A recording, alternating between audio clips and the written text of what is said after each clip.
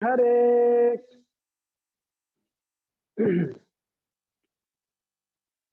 हरे कृष्ण। तो ग्रंथराज श्रीमद् भागवतम स्कंद 2 अध्याय 5 श्लोक क्रमांक 42 हिंदी तात्पर्य देखिए। ठीक है, मेरे पीछे बोलिए। भूलोको कल्पितः पद्भ्याम् भूलोकः कल्पितः पद्भ्याम् भुवर्लोकस्य नाभितः स्वर्लोको कल्पितो भून्या स्वलोको कल्पितो मूढ्या इति वा लोक कल्पना।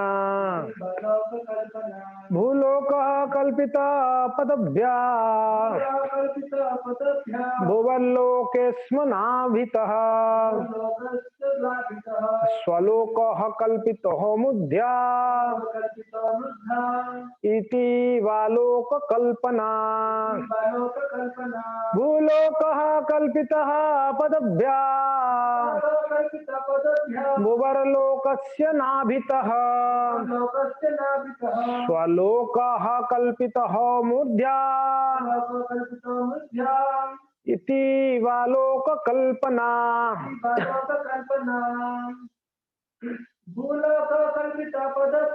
भूलोकः कल्पितः पदभ्याम् भुवर्लोकस्य नाभितः स्वर्लोको कल्पितो मूर्धान् इति वा लोक कल्पना।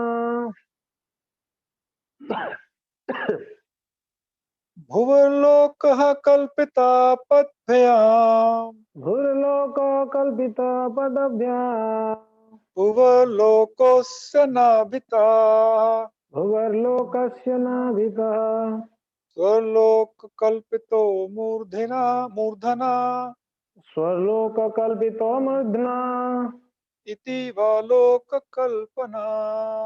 इति वा लोक कल्पना। एक माता जी। ओके, ठीक है। हिंदी में शब्दार्थ निकालते हैं ना।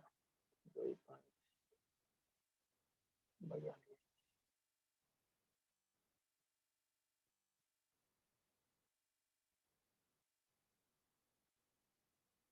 हरे कृष्णा कृष्णा कृष्णा हरे हरे, हरे राम राम राम हरे हरे, हरे कृष्णा कृष्णा कृष्णा हरे हरे, हरे राम राम राम हरे हरे। हिंदी में मैं शेयर करता हूँ।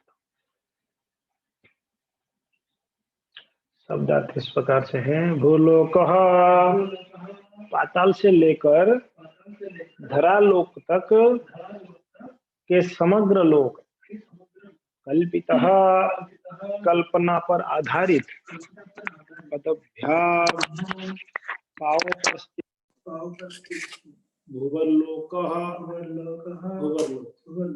अस्य भगवान के विश्व रूप की, नाभितः नाभि से, स्वर्लोकः स्वर्गलोक से प्रारंभ होने वाले ऊर्ध्वलोक, कल्पितः कल्पना किए गए भूर्ना वक्षस्थल से लेकर सिर तक, इति इस प्रकार, और अथवा सॉरी वा अथवा लोक उसको कल्पना। तो अनुवाद एवं तात्पर्य कृष्ण कृपा श्रीमूर्ति अभय चरणारविंद भक्ति वेदांत स्वामी श्री प्रभुपाद के द्वारा, श्री प्रभुपाद की जय। अनुवाद इस प्रकार से। अन्य लोग संपूर्ण लोकों को 3 भागों में विभाजित कर सकते हैं। इसके नाम है परम पुरुष के पांवों पर अधोलोक जो पृथ्वी तक है, नाभि पर मध्यलोक तथा वक्षस्थल से सिर तक ऊर्ध्वलोक, स्वर्ग तक। तात्पर्य फिर प्रभुपाद जी कहते हैं यहाँ पर संपूर्ण लोकों के 3 विभागों का उल्लेख हुआ है। कुछ लोग लोकों की संख्या 14 मानते हैं, यहाँ इसकी भी व्याख्या हुई है। इस प्रकार श्रीमद् भागवतम के द्वितीय स्कंद के अंतर्गत समस्त कारणों के कारण नामक 5वें अध्याय के भक्ति वेदांत तात्पर्य यहाँ पर पूर्ण हुआ।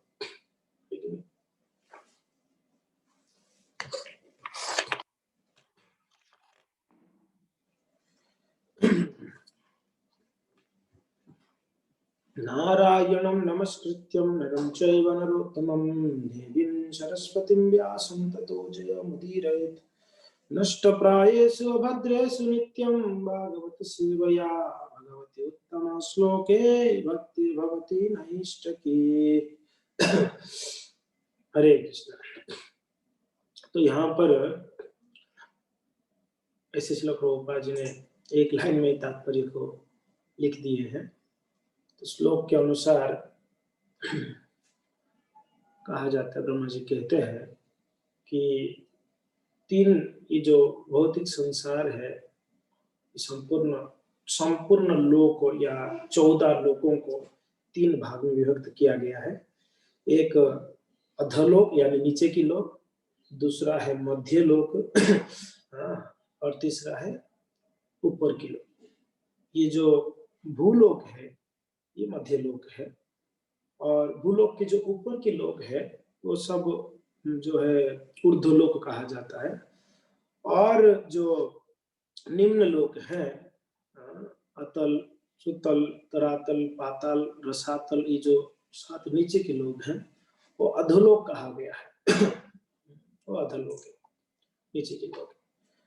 तो व्यक्ति जिस प्रकार का मीन्स कर्म करेगा या संग करेगा, उसको जिस प्रकार का उसका मति होगी, जिस प्रकार का उसका गुण होगा और जिस प्रकार का उसका कर्म होगी, और उस व्यक्ति का जो क्या बोलते हैं गति वैसा होगा, गति ऐसा होगा। तो कहते हैं जो सत्व गुण में स्थित होते हैं, जो सत्व गुण वाले हो जाते हैं ऊपर के लोग, ऊर्ध्वलोक, ऊर्ध्वं गच्छन्ति सत्वस्थ। और जो राजसिक लोग हैं, कार्य करना है, वो मध्य तिष्ठति राजसा, मध्य लोक में स्थित होते हैं, ये भूलोक में। और अधो गच्छन्ति तामसा, जो तामसिक लोग है वो नीचे की लोग हो जाते हैं, अधो गच्छन्ति नीचे की लोग जाते हैं। तो ये जो विभाजन है ये गुणों के अनुसार विभाजन की गई है, कौन कौन से लोक में जाएंगे। तो इसके लिए हम सारे भक्तों का मीन्स लक्ष्य ये होना चाहिए, येन केन प्रकारेण हमको हमारे मनः कृष्ण निवेशयत्, हमारे मन को कृष्ण में निवास करना, कृष्ण में निवेश करना, कृष्ण चेतना बनाना। इससे क्या होगा, प्रभुपाद जी कहा करते थे कम से कम भक्त सतोगुण में होना चाहिए। सतोगुण में आने के लिए सतोगुणी कार्य करने पड़ेंगे। वैसे भगवत भक्ति तो शुद्ध सत्व है, सतोगुण से भी ऊपर है। अगर कम से कम भक्त अगर सतोगुण में रहता है तो शुद्ध सत्व का कार्य कर सकता है, कम से कम मिनिमम। प्रभुपाद जी ने अगर कोई राजसिक तमोगुण में रजोगुण में लिप्त रहेगा, वो कैसे शुद्ध सत्व को समझ पाएगा या वो कार्य कर पाएगा, उसके लिए तो संभव ही नहीं हो पाएगा। रजोगुणी तमोगुणी व्यक्ति भगवान को समझ ही नहीं सकते। रजोगुणी व्यक्ति तो सिर्फ कुछ करो कुछ पाओ, कुछ ना कुछ करना चाहता है संसार में। तमोगुणी व्यक्ति तो खाना सोना जानता और क्या जानता।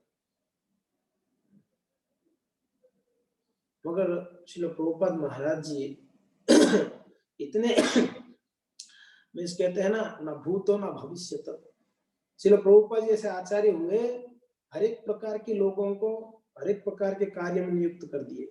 ये इसके लिए श्रील प्रभुपाद जी आचार्य हुए।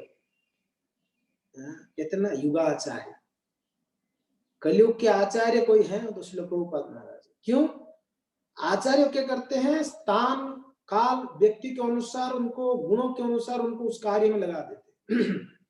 रजोगुणी व्यक्ति है तो उसको ऐसा कार्य में लगा देते, तमोगुणी व्यक्ति तो उसको क्या सेवा देने से कैसे उसको भक्ति में लगाया जा सकता है।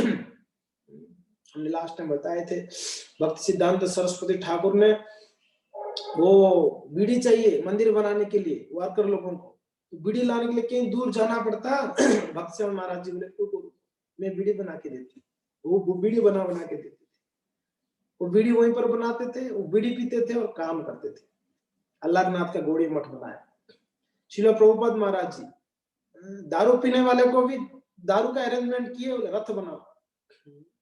रथ का पूरा निर्माण हो चुका था और कुछ कारणवश रथ जो है आंधी तूफान आया, रथ टूट गया। अब रथ यात्रा है, कैसे किया जाए? सुबह रथ यात्रा है, रात को रथ टूटा, तो रात भर अगर कार्य होगा, कोई अगर संभव होगा कोई कर लेगा तो रथ यात्रा हो सकती है। बहुत ही संकट का घड़ी था, सारा एडवर्टाइजमेंट हो गया था, सब हो गया था। श्रील प्रभुपाद जी बोले कौन बनाएगा? तो उस समय जो मैन ऑफ द रथ यात्रा जिनको कहते हैं जयानंद प्रभु, उन्होंने बनाए और साथ साथ में उनके साथ में कुछ लोग हेल्प करने के लिए जो थे वो सब बेवड़े लोग थे, दारू पीने वाले। तो बोले हमको दारू मिलेगा तो हम करेंगे। प्रभुपाद जी बोले इसको इन लोग को दारू दिलाओ भाई। ऐसा हमने सुना है, ऐसा हमने सुना है संतों से कि इस प्रकार से प्रभुपाद जी ने उनको एंगेज किया।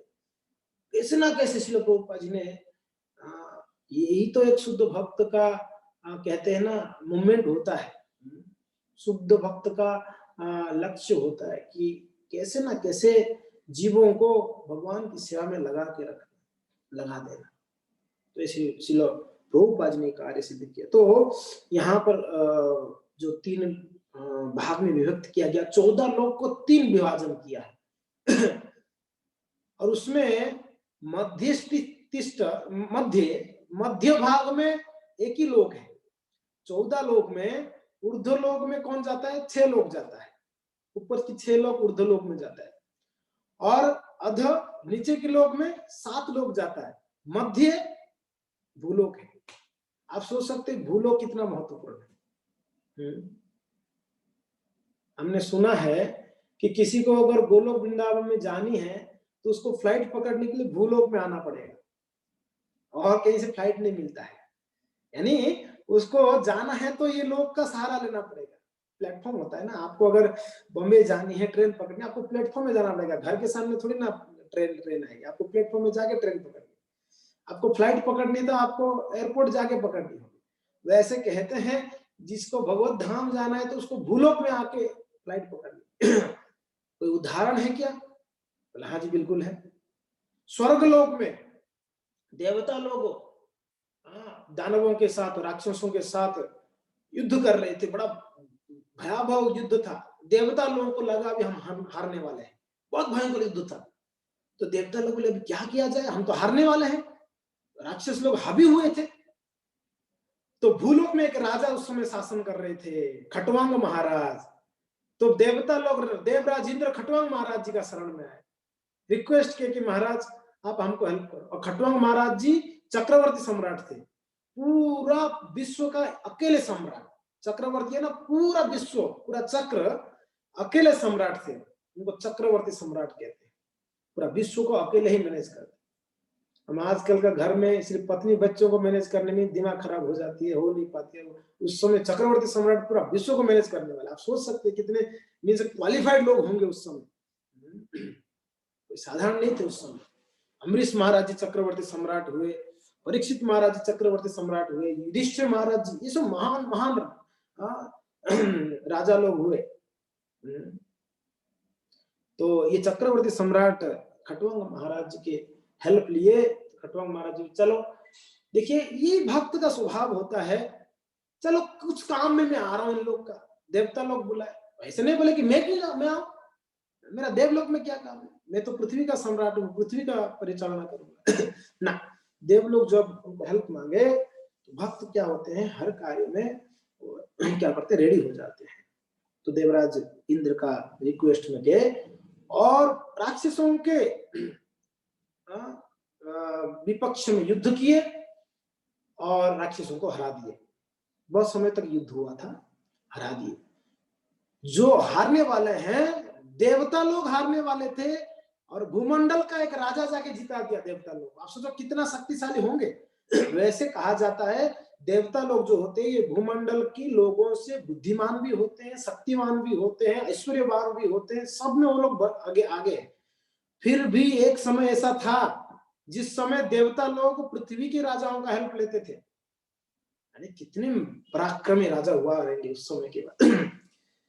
तो खटवांग महाराज जी ने जब युद्ध खत्म हुआ तो देवता लोग इतने प्रसन्न थे, अरे हारता हुआ मैच को जिता दिया आपने। होता है ना कभी कभी एकदम हारने वाला है, धोनी आके छक्का छक्का मार के जिता दिया, अरे वाह धोनी का मैन ऑफ द मैच। तो वैसे खटवांग महाराज जी को मैन ऑफ द मैच मिला। बोला खटवांग महाराज जी ने धन्यवाद, आपने इतना हमको हेल्प किए, बताओ आपको क्या चाहिए, क्या वरदान चाहिए। खटवांग महाराज जी बोले कि मुझे कुछ नहीं चाहिए वरदान। नहीं नहीं हम बहुत प्रसन्न हैं, बताओ क्या चाहिए। देवता लोग बहुत खुश थे। खटवांग महाराज जी बोले अगर कुछ देना चाहते हो तो मेरा पहले मुझे बताओ मेरा जीवन का कितना समय बचा हुआ है, अवधि कितना समय बचा हुआ है। तो देवता लोग उनका हिसाब किताब निकाले, उनका हाँ जी निकाले, देखे तो 2.5 घड़ी बचा हुआ था। कितना घड़ी जी? 2.5 घड़ी समय बचा हुआ था। तो 2.5 घड़ी बचा हुआ था। तो खटवांग महाराज जी बोले कि 2.5 घड़ी बचा है, एक काम करो मुझे तुरंत भूलोक में भेजो, यही मुझे आशीर्वाद दो, मुझे एक ही काम करो, मुझे भूलोक में भेज दो फटाफट। तो तुरंत भूलोक में आ गए और भूलोक में आके भगवान का नाम उच्चारण किए, हरे कृष्ण कृष्ण कृष्ण हरे हरे, हरे राम राम राम हरे हरे। तो खटवांग महाराज जी ने भूलोक में आए, भगवान नाम का उच्चारण किए, भगवान को स्मरण करते हुए वो क्या किए, अपना शरीर को त्यागे और भगवान की धाम को प्राप्त किए। देख लो 2.5 घड़ी में व्यक्ति प्राप्त किया इसी भूलोक में आकर। देव लोग, इसके लिए देवता लोग भी तरसते हैं भूलोक में आने के लिए। देवता लोग भी तरसते हैं। जम्बूद्वीप का जब ग्लोरिफिकेशन कर रहे हैं देवता लोग, जम्बूद्वीप का वर्णन करते हुए भारतवर्ष का वर्णन ग्लोरिफिकेशन करते हैं देवता लोग। भागवत की जो या 6 स्कंद में वर्णन है, हम लोग पढ़ सकते हैं। तो ये है, मगर हमको समझना होगा ये नीचे की लोग हो, मध्य लोक हो या ऊर्ध्व लोक हो, उसका मीन्स उसका अस्तित्व क्या है। भगवद गीता में भगवान ने उसका अस्तित्व बताते हैं। क्या अस्तित्व बताते हैं? कहते हैं ये जो भौतिक संसार है वो कैसा है। आप मेरे पीछे बोल सकते हैं, बड़ा प्रसिद्ध श्लोक है, मामुपेत्य पुनर्जन्म, मेरे पीछे बोलो, मामुपेत्य पुनर्जन्म दुःखालयम शाश्वतम नापुवन्ति महात्मानः संसिद्धि परमां गतः। तो भगवान कहते हैं मामुपेत्य पुनर्जन्म दुःखालयम अशाश्वतम। तो कहते हैं व्यक्ति को इस संसार में बार बार जन्म लेना पड़ता है कि नहीं, मगर मामुपेत्य अगर मुझे प्राप्त कर लेता है ना पुनर्जन्म, उसको पुनर्जन्म नहीं है। अगर मुझे कोई प्राप्त कर लिया उसका पुनर्जन्म नहीं है। बोलते कि क्यों, हम तो पुनर्जन्म लेंगे। बोले कि बाबा ये भौतिक संसार दुखालयम और शाश्वतम है। ये संसार कैसा है? दुखालय है। हम भक्त लोग तो इसको हर क्लास में सुनते होंगे, हर एक भक्त इसको ही वर्णन करते हैं कि दुखालय है, दुखालय है, दुखालय है। मगर हम लोग यहाँ पर सुख के लिए प्रयत्न करते रहते हैं, करते रहते हैं, सुनते रहते हैं, करते रहते हैं, सुनते रहते हैं, करते रहते हैं। ये हम लोग का स्थिति है। रोज रोज सुनने के बावजूद भी हमको लग रहा है कहीं तो सुख होगा। ऐसा थोड़ी ना है कि संसार ऐसे ही बना दिया, कहीं तो सुख होगा, स्त्री में होगा, बच्चों में होगा, धन में होगा, कहीं तो मिल जाएगा थोड़ा सा। अब बताओ अगर हम लोग को समझ में आ गया ये बात दुखालय है और अशाश्वत है, तो हम इस प्रकार के भौतिक कार्य में लिप्त नहीं होते। पूर्ण भगवान के प्रति शरणागत हो जाते। नहीं होने का कारण यही है कि हमने इसको रियलाइज नहीं किया अभी तक। हमको लगता है नहीं नहीं नहीं कहीं ना कहीं होगा तो जरूर। और हम लोग बोलते क्या, प्रभु जी क्या करे, घर गृहस्थी है, फंस चुका हूँ, जिम्मेदारियां हैं। कोई बांध के रखा हुआ है? कोई बांध के नहीं रखा हुआ है। हम बंधन में जानबूझ के हैं। कौन बांध के रखा है? हम पिक्चर देखने जाते, कोई हमको मना कर पाता है? हम कुछ खाना चाहते हैं, हमको कोई रोक पाता है? जब हम खाने के लिए कोई किसी का रुकावटी को नहीं मानते हैं, हम पिक्चर देखने में रुकावटी को नहीं मानते, हम इधर उधर की बातें करने के लिए कोई बोलता है तो रोकते नहीं, तो हम भगवत भक्ति हमको कौन रोक सकता है और हम इनका क्यों मानेंगे? आप बताइए। भगवत भक्ति किसी भी स्थिति में रुक नहीं सकती है, वो स्वतंत्र है। भक्ति भक्त भगवान पूर्ण स्वतंत्र होने के कारण भक्ति को कोई रोक नहीं सकता। कोई स्थिति, कोई परिस्थिति, कोई व्यक्ति, कोई काल ना, बिना रुकावटी चलने वाला चीज है भक्ति, अनवरत चलने वाला है। मगर हम लोग का दुर्दशा यही है, हम अभी भी चाहते हैं कि ना कहीं थोड़ा सा सुख मिल जाए। अलग अलग वस्तुओं में, अलग अलग व्यक्तियों में, अलग अलग नाम की फेम पोस्ट में, इस सब में चाहते हैं कि हमको कुछ मिलेगा। ये है दुर्दशा हम लोगों का, ये है दुर्भाग्य हम लोग। दुर्दैव, इतना दुर्भाग्यशाली और कौन हो सकता है? इतना परम कृपालु, परम दयालु, महावदन्याय भगवान श्री हरि, भगवान श्री चैतन्य महाप्रभु पधार कर गोलोक के वृंदावन के जो हरिनाम है, प्रेम धन को लेके आके हमको दिए। और हम लोग का दुर्भाग्य कि उस हरिनाम को अच्छे से नहीं ना जप कर पाता है। भक्त जो इतने दुर्लभाति दुर्लभ है संसार में, भगवत भक्तों का संगति हम नहीं कर पाते हैं। और भगवान की सेवा जो इतना दुर्लभ है संसार में, भगवान का सेवा करने में रुचि नहीं है, तो इससे बड़ा दुर्भाग्य और क्या हो सकता है? तो समझना होगा ये संसार दुखालय है। मामोपेत्यो पुनर्जन्म दुखालय शाश्वतम नाम को बंती महात्मनः संसिद्धिम परमाम गतम। लेकिन ये संसार दुखालय है, मगर अगर कोई मुझे प्राप्त कर लेता है वो कैसा है? वो पूर्ण आनंद का आस्वादन कर सकता है। भगवान इसको गीता में कहते हैं। फिर आगे भगवान ये आश्वस्त करते हैं कि चलो कोई बात नहीं है, हम ये जो लोक में है ना, भूलोक में, हो सकता है ये भूलोक ही जो है, यहाँ ही लोग जन्म लेना पड़ता होगा। भगवान बोलते नाना, भगवान क्या कहते हैं? कहते आ ब्रह्म भुवना लोकः पुनरावर्तिनो अर्जुन मामुपेत्यतु कौन्तेय पुनर्जन्म न विद्यते।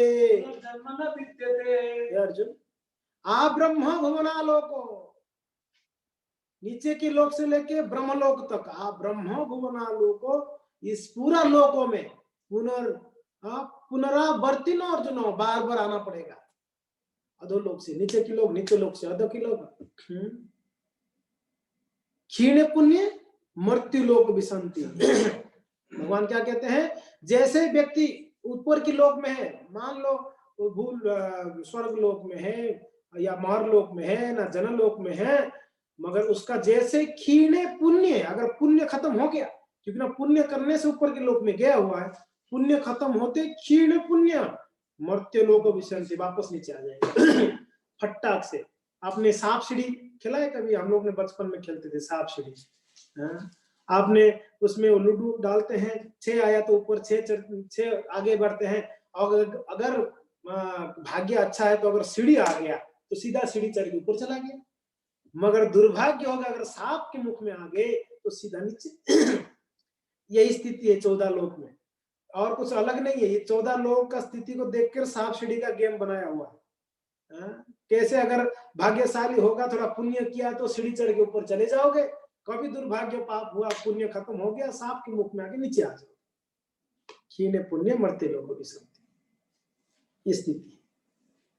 इसके लिए पुनरपि जननम पुनरपि मरणम, ये इस संसार में, ये बोलते हैं ना निराट सत्य बात है। और यही है संसार का क्या बोलते हैं, असली पहचान।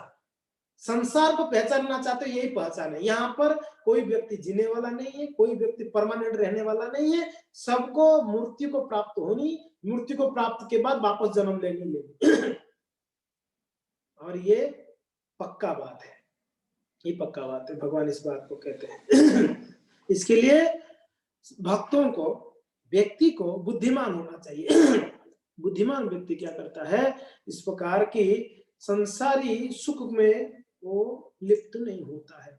चलो ठीक है, अभी हमको समझ में तो आ गया कि ये भौतिक संसार दुखालय है और क्या है, भगवान को हमको प्राप्त करनी है, मगर कैसा, भगवान के पास जाएंगे कैसे, भगवान के लोग कैसा है, भगवान का स्वभाव कैसा है।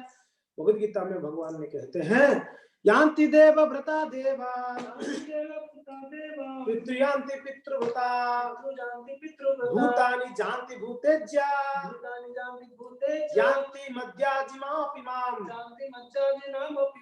यान्ति देव व्रता देवान। जो देवताओं की पूजा करता है वो व्यक्ति देवलोक जाता है।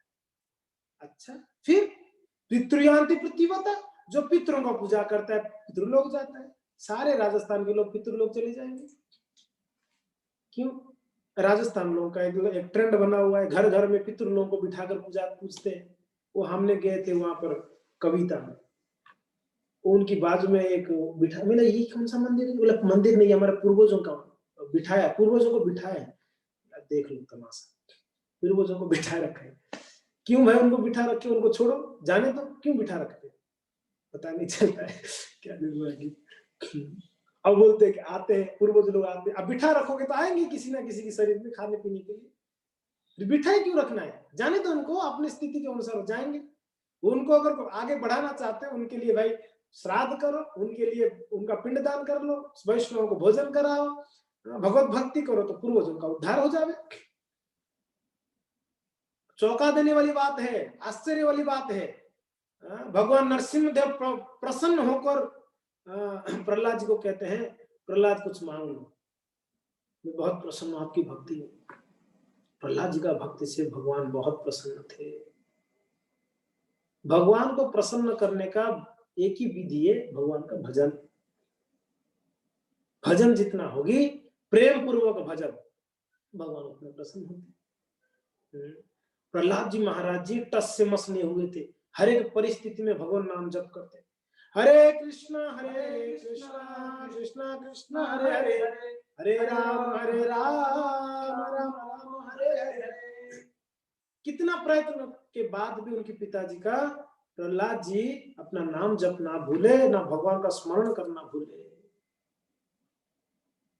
तो इसके लिए भगवान बहुत प्रसन्न थे, गदगद हो गए थे।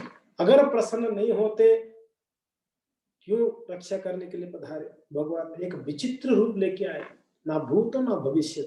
भगवान का ऐसा स्वरूप ना पहले कभी हुआ था, ना आगे कभी होगा। और ऐसा स्वरूप है जिसको उनकी स्वयं की धर्म पत्नी भगवती पद्मा, भगवती लक्ष्मी भी डरती थी सामने बाजू में आने के लिए, उनके पास में जाने, दूर से हाथ जोड़ के कांप रही थी, कौन है ये? ना इनका आधार कार्ड है आज तक, ना इनका कोई प्रूफ है, ये कौन आगे है? देवता लोग बोलते प्रार्थना कर लो, जाके समझाओ आपको पति देखो, ये मेरा पति है। ना ना ना ना, नहीं नहीं, ये अगर मेरा सच में ये पति है तो मैं अभी डाइवोर्स देता हूँ, मेरा पति नहीं है, छोड़ो। इनके पास कैसे जाऊं भाई मैं? बड़ा खतरनाक दृश्य ये स्थिति, ये उनका रूप है ना। मनाई करके तो दूरी थी भगवती लक्ष्मी, तो सब लोग देख रहे थे। प्रहलाद जी बड़े प्रसन्न होकर खड़े थे, मुस्कुरा रहे थे। प्रसन्न आत्मा जितेंद्रिय, भगवत भक्त देखो, प्रसन्न आत्मा जितेंद्रिय, इंद्रियों को जीत लिए थे, आप एकदम प्रसन्न थे। सब लोग बोले कि बेटा कारण आप ही हो, आपके वजह से भगवान का प्राकट्य हुआ, एक काम करो आप ही जाके उनको शांत करा सकते। प्रहलाद जी को कोई भय नहीं था, जाके भगवान की गोद में बैठ गए और भगवान उनकी चाटने लगे, सूंघने लगे सर को, क्योंकि ना नरसिंह रूप यानी सिंह का सिर होने के कारण, और सिंह कैसे अपने बच्चों को प्रेम करती है, प्यार करती है, सूंघता है सिर को, चाटता है शरीर को, इस प्रकार से। कोई भक्त बोलते हैं कि क्या हमारा, हम लोग का तो दुर्भाग्य है, वो प्रहलाद जी का सौभाग्य देखो, भगवान ने तो उनको चाटा, उनके शरीर को, आहा, भगवान ने चाटा, क्या सौभाग्य होगा प्रहलाद महाराज जी का, बताओ। कोई भक्त कह रहे थे सारे भक्त बोल रहे थे कि प्रहलाद जी का क्या सौभाग्य है, भगवान ने उनके सर को सूंघे, भगवान उनको गोद में बिठाए। भगवती लक्ष्मी को भी गोद में कभी कभी बिठाते नहीं, प्रहलाद जी को गोद में बिठाए। बताओ ये सौभाग्य। तो खैर प्रहलाद जी महाराज को भगवान कहते हैं, प्रहलाद कुछ मांगो, मैं बहुत प्रसन्न हूं आपकी भक्ति से। प्रहलाद जी तो पहले मना करते हैं, बाद में बोलते हैं कि प्रभु हो ना हो ये मेरे पिता ही है, हिरण्यकशिपु महाराज, आप कृपा करके इनका उद्धार कर लीजिए अगर करना चाहते हैं। भगवान नरसिंहदेव बोलते हैं कि ये कोई मांगने की बात है, प्रहलाद जिस कुल में एक शुद्ध भक्त आता है उसकी कुल का 21 पीढ़ी को मैं उद्धार कर देता हूं। आपका 21 पीढ़ी उद्धार हो चुका है, सिर्फ आपके पिताजी का क्या बात है। 21 पीढ़ी यानी वर्तमान की पीढ़ी, वर्तमान में जो है आपकी पीछे आने वाले 10 पीढ़ी, आगे आने वाले 10 पीढ़ी, सबका कल्याण हो जाती है, सबको मैं उद्धार कर देता हूं। तो ये शुद्ध भक्त का, वो शुद्ध भक्ति का जो है कहते हैं ना फल है। इसलिए हर एक भक्त का प्रयत्न होनी चाहिए कि शुद्ध भक्ति कैसे करे, शुद्ध नाम कैसे ले, शुद्ध सेवा कैसे करे। अभी हम लोग का मिश्रित भक्ति है, नाम जपते हैं, मन दूसरा तरफ चलता है, सेवा करते हैं और कुछ भाव से सेवा करते हैं, तो हम लोग का ये मिश्रित है। मगर हम सबका प्रयत्न होना चाहिए भगवान का शुद्ध भक्ति करने के। तो इसलिए यान्ति देवान व्रता देवन, पितृ यान्ति पितृव्रतम, भूतेज्य आदि, जो भूतों को पूजा करते हैं, चंडी चमन का पूजा करते हैं, भूत लोग जाएंगे। और मध्याजिमाम अपिमाम, मेरा पूजा करने वाला मेरे पास आता है जी। अच्छा आपके पास आता है, तो चलो ठीक है, आप रहते कहाँ है, मेरा धाम कैसा है पता है, कैसा है, कहते न तद भासयते सूर्य। श्लोक निकालता हूं, कौन सा श्लोक है, 15 का 15 है ना, आप लोग उच्चारण भी करिए। भगवान का, भगवान ने अपने मुख से उच्चारण किए हैं, बोले हैं, तो इसके लिए ये श्लोकों को उच्चारण करने से शुद्ध हो जाएंगे हम। सॉरी हाँ, मैंने कौन सा निकाला, 5 ना।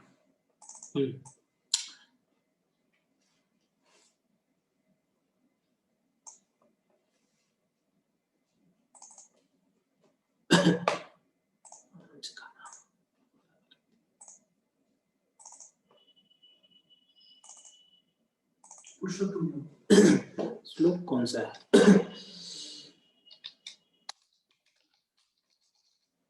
तद भासयते,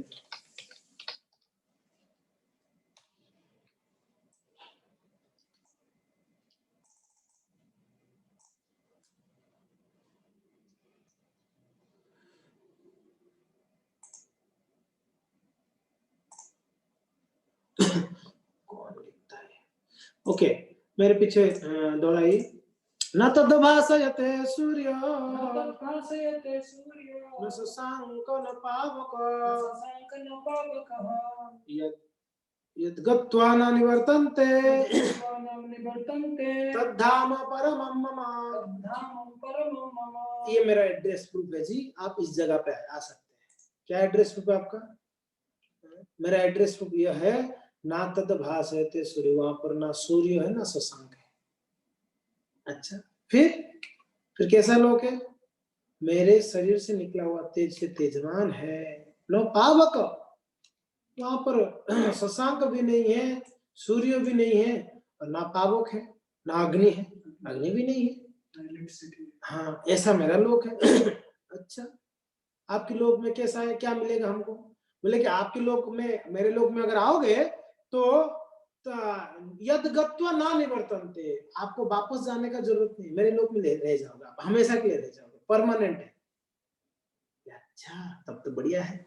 अच्छा थोड़ा सा और एडवर्टाइजमेंट करो ना आपके लोक का, आपने इतना ही बताया कि सिर्फ आप भौतिक लोक में नहीं जाओगे, वापस आध्यात्मिक लोक में रुक जाओगे, तो अच्छी बात है, रुक जाएंगे, मगर वहां मिलेगा क्या, अरे मेरा लोक कैसा है पता है, बोले कि कैसा है आपके लोक, ये भौतिक संसार में कितना है, कितना कितना कितना सुख है, पता है आपके लोक में ऐसा कुछ सुख है क्या, बोले कि अरे बेवकूफ, मेरा लोक इतना चिन्मय लोक है, वो लोक में हर एक चीज प्राप्त हो सकती है आपको, जो इच्छा करोगे वो मिलेगा, जो इच्छा करोगे वो मिलेगा।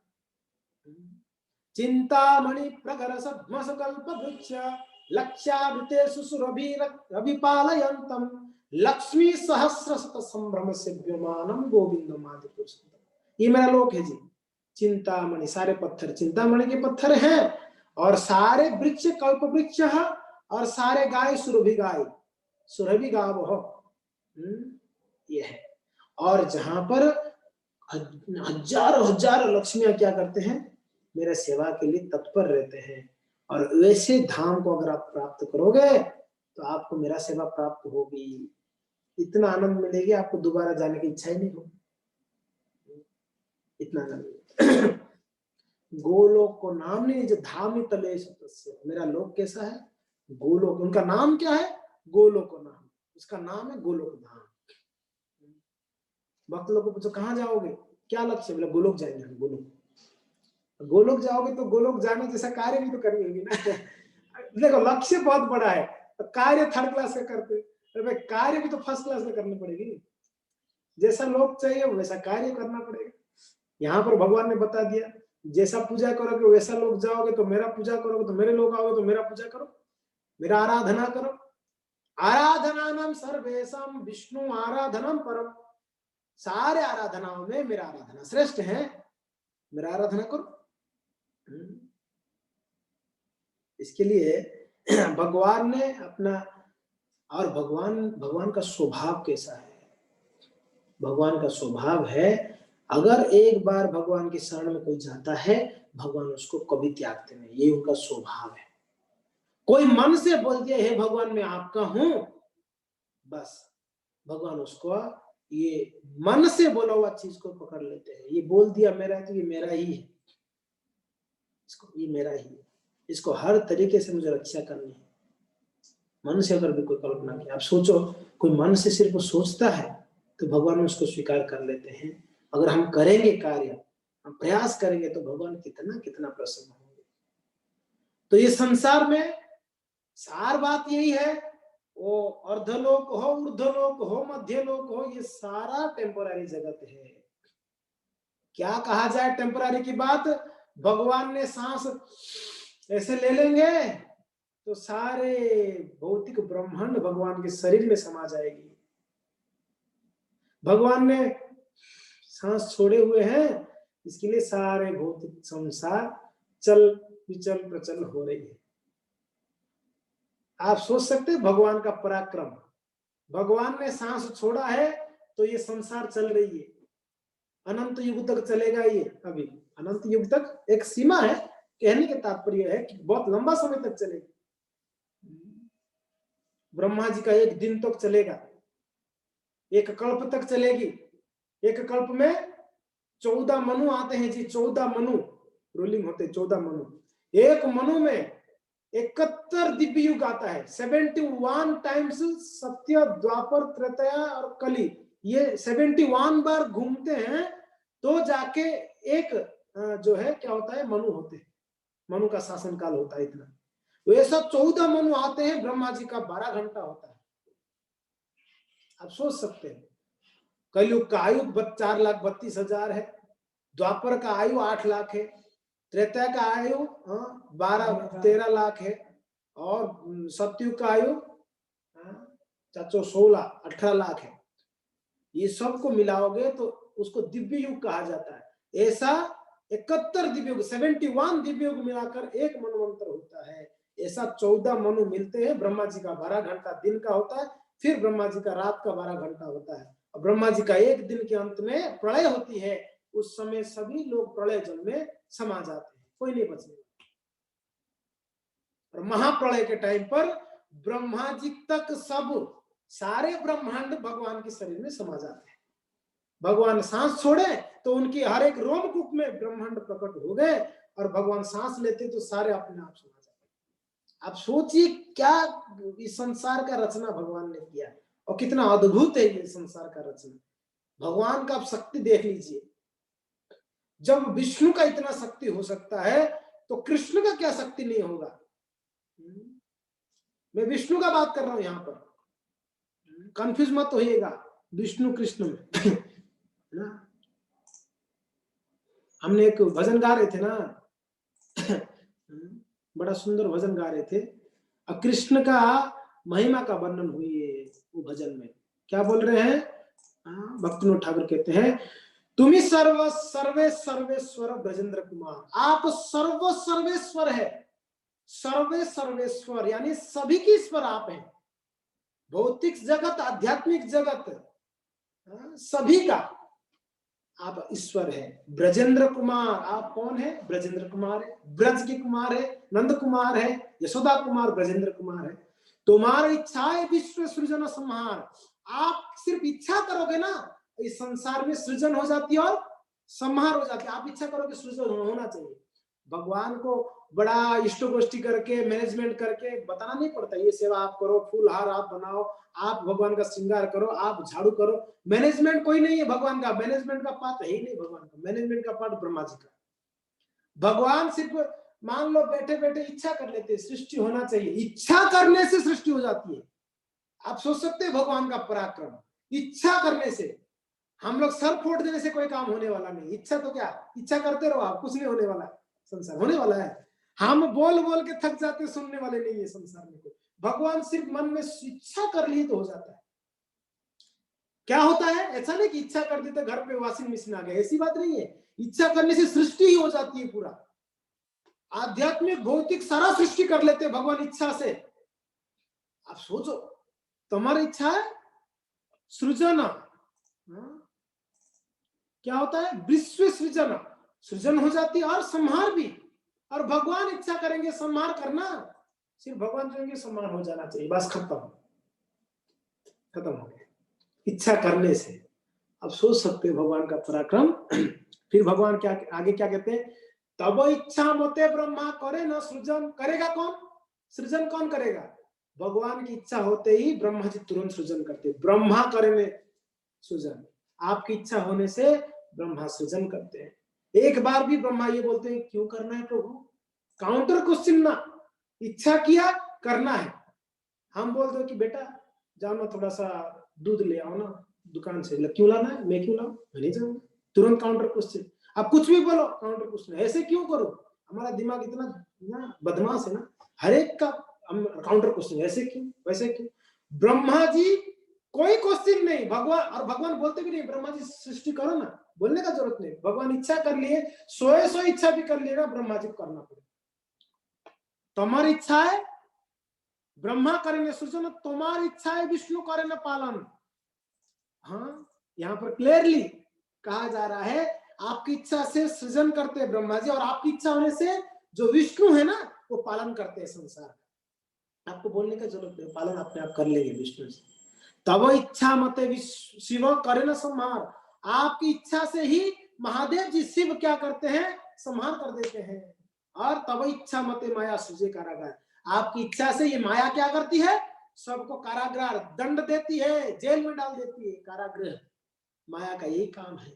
तब इच्छा मते जीवेर जन्म मरण, भगवान आप इच्छा करते तो व्यक्ति जीता है, आप इच्छा करोगे तो व्यक्ति मर जाएगा। जीवन मरण और समृद्धि निपाते दुख के सुख संगठन, किसी व्यक्ति का समृद्धि, किसी व्यक्ति का दुख सुख, हर एक चीज आपकी इच्छा से होती है। हम कभी कभी डायलॉग बाजी तो करते रहते हैं, भगवान की इच्छा के बिना एक पत्ता भी नहीं होती है। ये सिर्फ डायलॉग बाजी करते हैं। कभी रियलाइज किया इस बात को? अगर भगवान की इच्छा से कुछ होता नहीं है तो भगवान तो इच्छा करते हैं, जब करने के लिए करते क्यों नहीं? हम भगवान की इच्छा बाढ़ में जाए, हम अपनी इच्छा का काम करेंगे, हमारा मन का बात सुनेंगे, भगवान का इच्छा से कोई लेना देना नहीं है। जब ऐसा समय आ जाएगा तो हम बड़ा डायलॉग बाजी करेंगे, अरे भगवान की इच्छा से होती है। ना ना ना ना, भगवान की इच्छा से ही होती है, भगवान की इच्छा से करनी है तो भगवान का तो इच्छा है आप उनकी भक्ति करो, सिंपल बात है। मिथ्ये माया बद्ध जीव आशा पासे फिरे, मगर प्रॉब्लम क्या है? माया की बद्ध में आकर, माया की कब्जे में आकर जीव क्या करता है? आशा पासे फिरे, आशा की पास में। समझ में आ रहा है? आशा, आशा यानी समझ में आ रहा है? आशा में क्या बोलते हैं? एक मिलेगा, ये मिलेगा, ये आशा करते हैं ना, ये मिलेगा, ये मिलेगा, होप होप, वो होप के आसपास घूमते रहते हैं, आशा पासे फिरते रहते हैं, अभी तो मिल जाएगा, अभी तो मिल जाएगा। मिथ्ये माया, झूठा झूठा एकदम झूठा चीज के लिए आशा करते हुए फिरते रहते हैं। तब इच्छा बिना किच्छु करिते ना पाए। मगर भगवान आपका इच्छा नहीं होगा तो क्या कर सकता है? जीव तो सांस भी नहीं ले सकता है आपकी इच्छा के बिना। तुम्ही तो पालकार और तुम्ही तो रक्षकार पालकार, आप रक्षक भी है पालक भी है। तुम्हारा चरण बिना आशा नहीं यार, और आपकी चरण के बिना और कोई आशा नहीं। भक्तिविनोद ठाकुर कहते हैं तुम्ही तो रक्षकार पालकामार, तुम्हारा चरण बिना आशा नहीं यार। निज बल चेष्टा प्रति भरोसा छाड़िया। प्रभु देखिए कितना रियलाइज करते हुए भक्तिविनोद ठाकुर क्या बोल रहे हैं। प्रभु इतना प्रयत्न कर लिया संसार में, मगर निज बल चेष्टा प्रति भरोसा छड़िया। मैं मेरे बल के प्रति बड़ा भरोसा करता था, मैं ऐसे कर लूंगा, मैं ये कर लूंगा, मैं ये कमा लूंगा, मैं ये नाम कमा लूंगा, मैं ये कार्य कर लूंगा, मगर मेरे बल मेरा चेष्टा सब विफल हो गया, इसलिए अभी भरोसा नहीं है। फिर तुम्हारा इच्छा है आछि निर्भर करिया, इसके लिए मेरा इच्छा, मेरा शक्ति, मेरा प्लानिंग कुछ हुआ नहीं, इसके लिए प्लानिंग आपका ही चलती है, इसके लिए आपकी इच्छा के ऊपर निर्भर हो गया। क्योंकि ना आपकी इच्छा से तो ब्रह्मा काम करते, आपकी इच्छा से महादेव काम करते, आपकी इच्छा से विष्णु काम करते, तो फिर मैं कौन सा खेत की मूली हूं कि मैं मेरे इच्छा का कार्य करूंगा। मैं एकदम समझ गया आपकी इच्छा का कार्य होगा आज से, ये मेरा प्रॉमिस है आपके सामने। भक्ति विनोदति दिनो किंचन, तुम्हारा इच्छा है तार जीवन मरण। हे प्रभु, भक्तिविनोद ठाकुर क्या बोलते हैं, मैं अकिंचन हूं और मेरा आपकी इच्छा से ही मेरा जीवन और मरण पूरा निर्भर हूं। पूर्ण शरणागति का भाव है भक्तिविनोद ठाकुर का, पूर्ण शरणागति। तो इसके लिए प्रश्न उठता है कि भगवान का इच्छा क्या है। साधु से सुनिए क्या है, शास्त्र में पढ़िए क्या है। हम कभी कभी हम मन में सोच लेते हैं आज भगवान पिज्जा खाने, चलो पिज्जा बना के खिलाओ। भगवान चाहते थे पिज्जा खाने के लिए, बोले थे आपको क्या? दरवाजा खटखटा कर फोन किए थे, व्हाट्सएप किए थे, पिज्जा खिला करके।